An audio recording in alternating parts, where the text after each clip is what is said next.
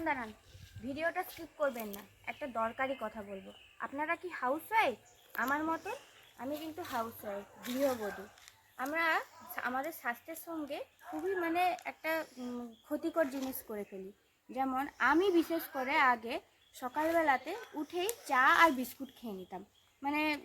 দুধ চা ছাড়া আমার চলতোই না। দুধ চা হচ্ছে আমার প্রিয় একটা খাদ্য, সকালবেলা উঠলে আমার এইটা লাগবেই লাগবে। তো আমি কি করতাম, সকালবেলা উঠেই দুধ চাটা খেয়ে নিতাম আর তার সাথে বিস্কুট। তো অ্যাসিড, গ্যাস, অম্বল সব কিছুটাই হয়ে যেত। তারপরে আস্তে আস্তে সারাদিন আর কোনো খাওয়া দাওয়া নেই, একদম দুপুরবেলা গিয়ে তখন আমি একটা খেতাম। কি খেতাম? সে ভাত, আর মাঝখানে কোনো খাওয়া দাওয়া। এটা কি আপনারাও করেন? আমি করতাম, কিন্তু আজ থেকে করব না। আজ থেকে বলতে প্রায় কিছুদিন আগে থেকেই করি না। মিডিলে কোনো একটা খাবার আমি ইনক্লুড করি, কিন্তু আমাদের কাছে সময়ের অভাবটা খুবই কম থাকে। বাড়িতে থাকি ঠিকই, কিন্তু সময়ের অভাব আমাদের কাছে খুবই কম, তাই না? কিন্তু আমি একটা জিনিস ভেবেছি যে আমার শরীরটা ঠিক রাখতে হবে, কারণ আমি যদি ঠিক থাকি তাহলেই তো আমি সকলকে ঠিক রাখতে পারবো। ঠিক বলছি না বলুন তো? যারা যারা আমার এই ভিডিওটা দেখছেন, আজ থেকে, বিশেষ করে গৃহবধূরা, আজ থেকে এই জিনিসটি শুরু করুন। কিছুই লাগবে না, একটা স্পেশাল আমি একটা ড্রিঙ্ক বানিয়েছি, খুবই সুন্দর ড্রিঙ্কটা। আমি কদিন থেকে খাচ্ছি, খেয়ে আমার শরীরে খুবই একটা ভালো পরিবর্তন এসেছে। তো তোমরাও এই খাবারটা খাও, এই ড্রিঙ্কটা তোমরা খাও, আর অসাধারণ লাগবে। ড্রিঙ্কটা খেতেও অতটা খারাপ নয়, কিন্তু শরীরের জন্য খুবই ভালো। এই ড্রিঙ্কটা খাওয়ার পর পেটটা না অনেকক্ষণ ভরা থাকে। এটা একটা হেলদি ড্রিঙ্ক।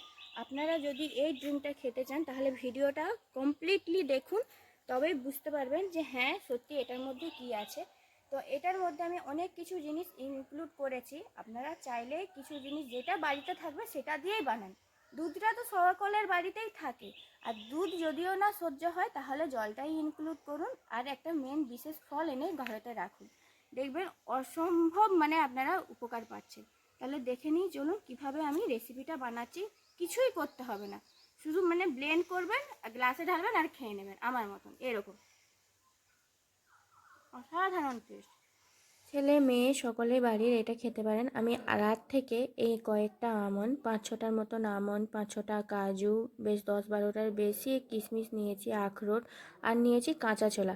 এখানে চাইলে আপনারা যে ভুনা ছোলাটা পাওয়া যায়, এমনি ছোলা ভাজা, সেটার খোলাটা ছাড়িয়েও নিতে পারেন। তবে আমি এখানে সবগুলোই ধুয়ে পেস্ট করে নেব।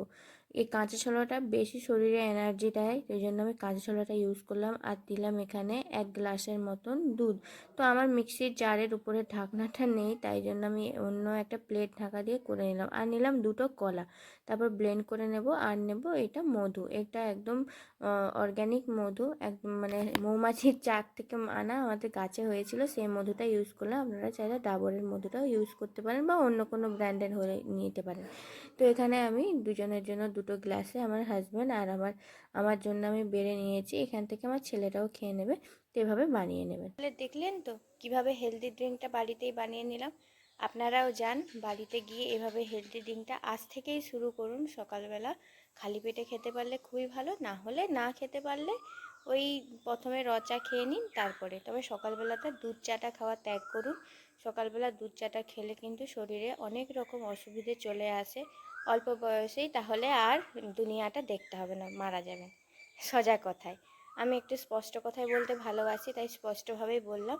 তাড়াতাড়ি যান আর বাজার থেকে এই ইনগ্রিডিয়েন্টগুলো সবসময় বাড়িতে রাখুন, আর সকাল থেকে এই খাওয়াগুলো খেতে শুরু করুন। দেখুন, একটা জিনিস ভেবে দেখুন তো, আপনার বাড়িতে যদি আমার মতন একটা ছোট ছেলে থাকে, কি সিচুয়েশান হতে পারে। এক হচ্ছে আপনি বাড়ির সমস্ত কাজ করছেন, হ্যাঁ, সেখানে আপনি কি করলেন, আপনি সকাল থেকে না খেয়ে না দিয়ে সকলের জন্য সবটা করে গেলেন, নিজের পেটে কিছু দিলেন না, পরবর্তীকালে শরীরটা অসুস্থ হতে পারে। এই এক সমস্যা। আরেকটা জিনিস, আপনার যদি আমার মতন ছোট একটা বাচ্চা থেকে থাকে, তাহলে তার কি অবস্থা হবে? অকালে সে মা অসুস্থ হয়ে গেলে মায়ের ভালোবাসাটাও সে পাবে না। কখনো দেখবেন নিজের শরীরটা যদি না ভালো থাকে, তখন আর কাউকে দেখতে ভালো লাগে না।